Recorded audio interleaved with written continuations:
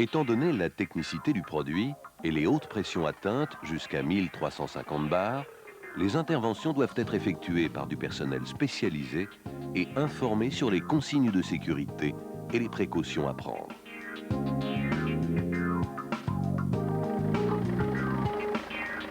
Moteur tournant, il faut toujours rester hors de portée d'un éventuel jet de carburant pouvant occasionner des blessures sérieuses et ne pas intervenir sur le circuit haute pression.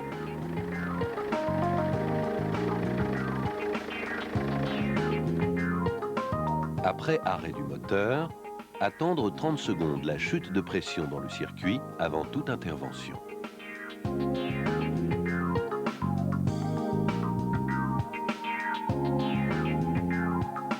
La présence d'une impureté de 5 microns sous une aiguille d'injecteur peut provoquer le maintien en position ouverte de celle-ci, le gazole se trouvant injecté en continu.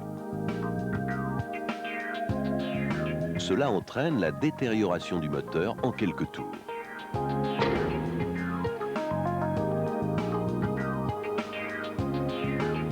Il est donc impératif de respecter les consignes de propreté, vêtements et air de travail propres, lors de toute intervention sur le circuit sensible situé en aval du filtre à gazole.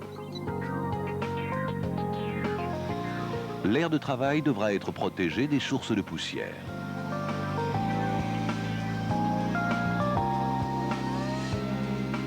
L'environnement des points sensibles sera nettoyé au pinceau, avec récupération du solvant pollué par aspiration. L'usage du nettoyeur haute pression et de la soufflette dispersant les impuretés est prohibé.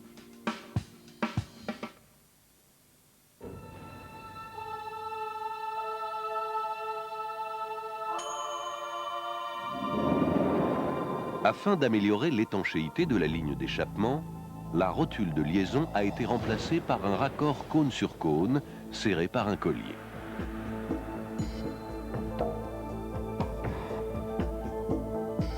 La souplesse du montage est apportée par un tuyau flexible de marque Hydra placé entre le raccord et le pot catalytique. Le flexible est également chargé de filtrer les remontées de bruit. Il est capable d'absorber des flexions non accompagnées d'efforts équivalent à un angle de 20 degrés. Par contre, le flexible ne supporte pas les contraintes ou déformations telles que un choc sur l'extrémité de l'échappement pouvant provoquer un effet de cisaillement. Ne pas laisser pendre le catalyseur afin d'éviter les flexions sous effort.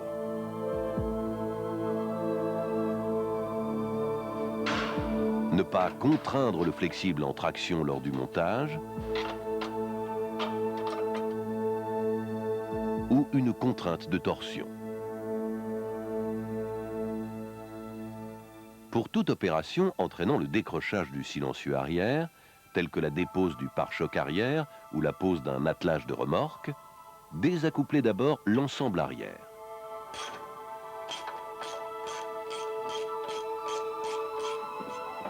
Puis le libérer de ses sangles.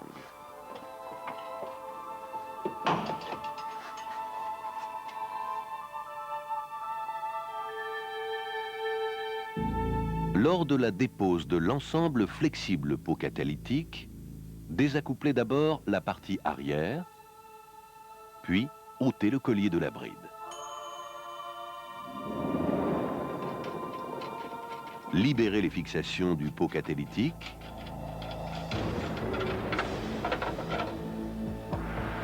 Enfin, sortir la partie avant sans flexion ni contrainte sur le flexible.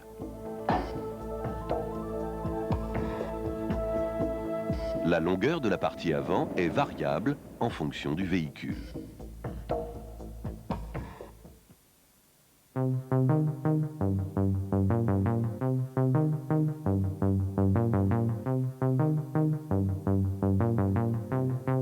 La dépose-pose des injecteurs réclame la stricte observation des règles de propreté détaillées par ailleurs. Déposez les tuyaux de retour gazole.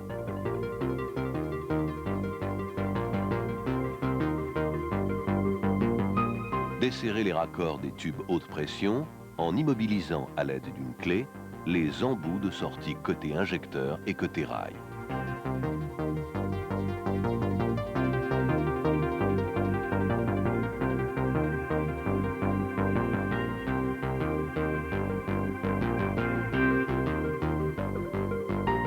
Bouchonnez au fur et à mesure les raccords avec des bouchons plastiques neufs et propres. Déposez les écrous et rondelles hémisphériques des brides.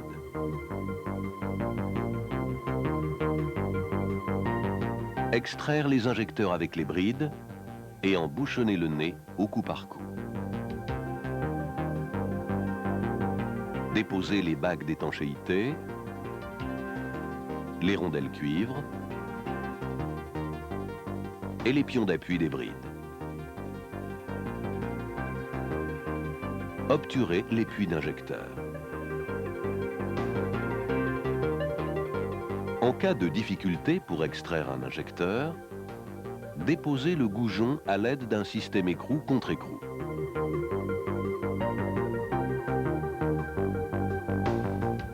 Retirez la bride. Décollez l'injecteur en le faisant tourner avec une clé plate.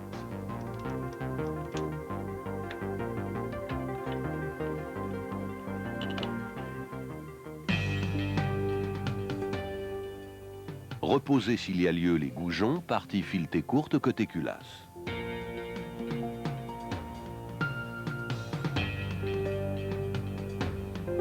Mettre en place les pions de bride et les rondelles cuivre.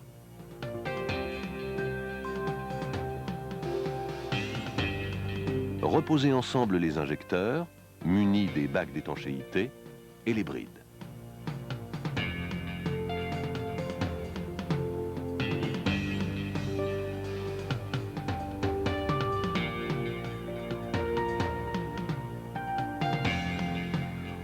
Vissez les tubes haute pression neufs sur les injecteurs et la rampe.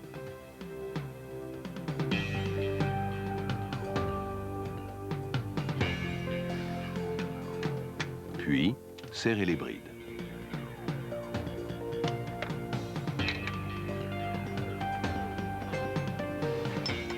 Serrez au couple les raccords hydrauliques en immobilisant les embouts correspondants à l'aide d'une clé.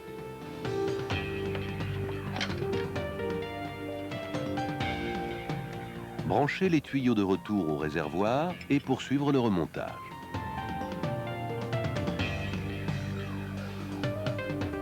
Pour chaque intervention, utilisez la collection de bouchons plastiques à usage unique. Le contrôle de l'étanchéité s'effectuera après un essai routier.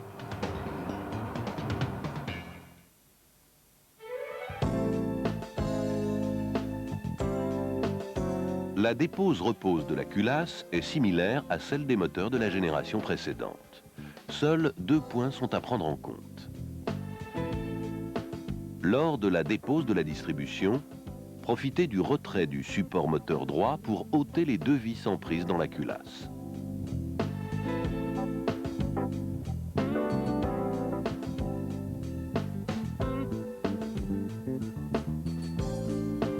La dépose du boîtier de sortie d'eau impliquant beaucoup de démontage, le séparer de la culasse en déposant les goujons de fixation à l'aide d'un système écrou contre écrou. Remplacez le joint lors de la repose. Le capteur de référence cylindre neuf est muni de picots permettant d'obtenir l'entrefer. Pigez le vilebrequin. Mettre le capteur neuf en appui sur la roue cible et le serrer.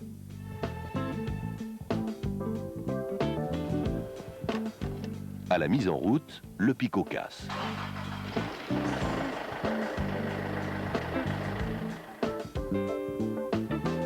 Pour procéder à son réglage, pigez le vilebrequin. Arasez les vestiges des picots.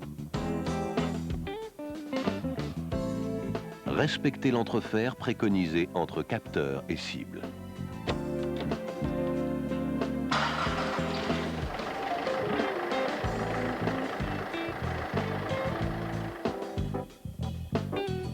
Lors de l'échange du capteur de pression rail, respectez les règles de sécurité et de propreté.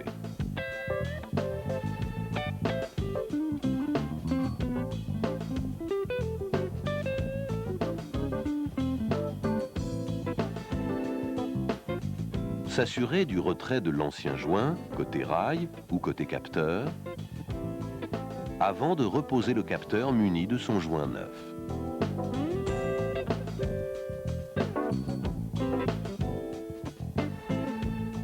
Serré au couple.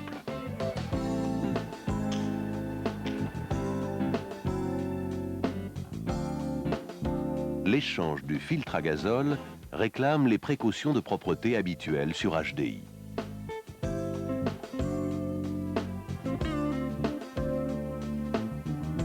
L'outil Dial 2000, associé au complément Débit 2000, permet de mesurer les débits d'entrée et de retour du carburant,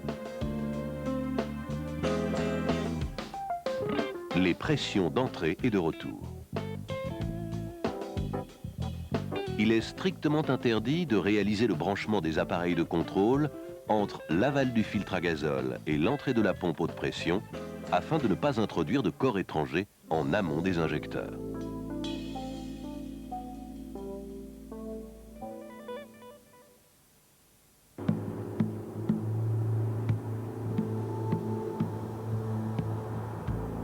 Deux dispositifs permettent d'absorber sensiblement les effets des irrégularités cycliques communes à tous les moteurs.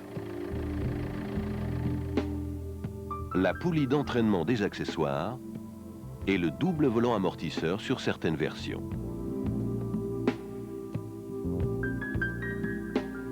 La poulie d'entraînement des accessoires possède un moyeu amorti.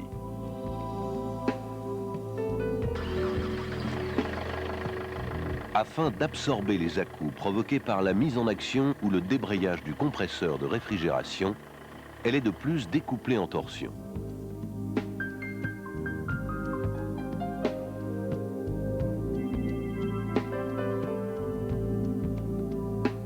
Elle comporte un moyeu solidaire d'un flasque qui entraîne un volant d'inertie avec interposition d'un anneau de caoutchouc adhérisé.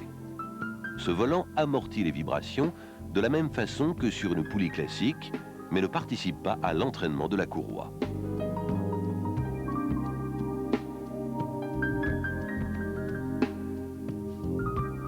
Un second flasque reçoit par adhérisation un anneau de caoutchouc qui le relie à la jante de la poulie tout en la maintenant centrée. C'est cet anneau qui assure le découplage en torsion.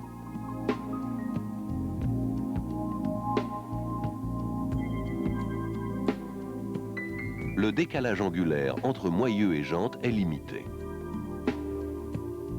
Des fentes haricots situées sur la jante de la poulie viennent en buter sur des tocs se trouvant sur le volant d'inertie. Un extracteur spécifique permet la dépose de la poulie.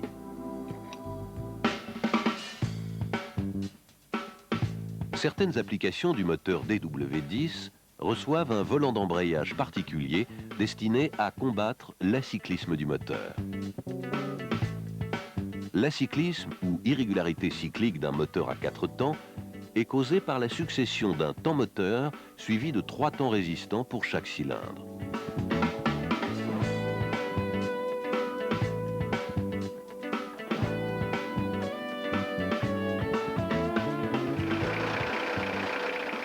Il en résulte des claquements de la boîte de vitesse au point mort, des grenaillements, ainsi que des bourdonnements de carrosserie.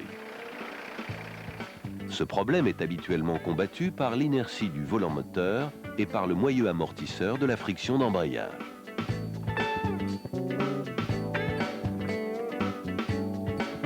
L'utilisation du volant double procure un potentiel supplémentaire d'absorption des vibrations.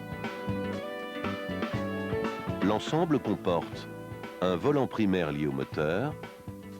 Il reçoit la couronne d'entraînement par le démarreur et la roue cible de position et de régime. Un volant secondaire centré sur un roulement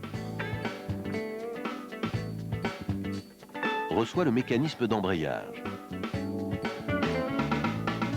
La friction ne possède pas de moyeu amortisseur.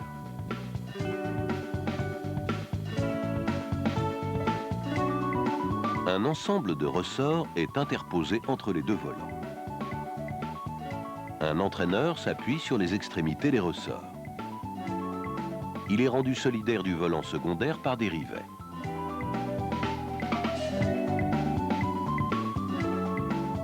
Cet assemblage autorise de forts débattements.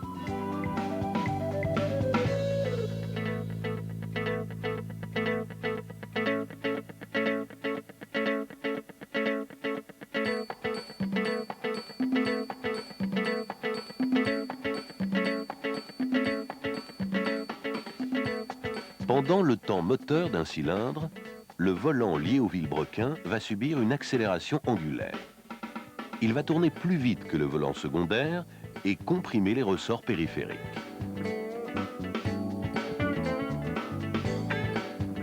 Pendant les temps résistants, le volant moteur va ralentir, mais la détente des ressorts périphériques va compenser la perte au niveau du volant secondaire.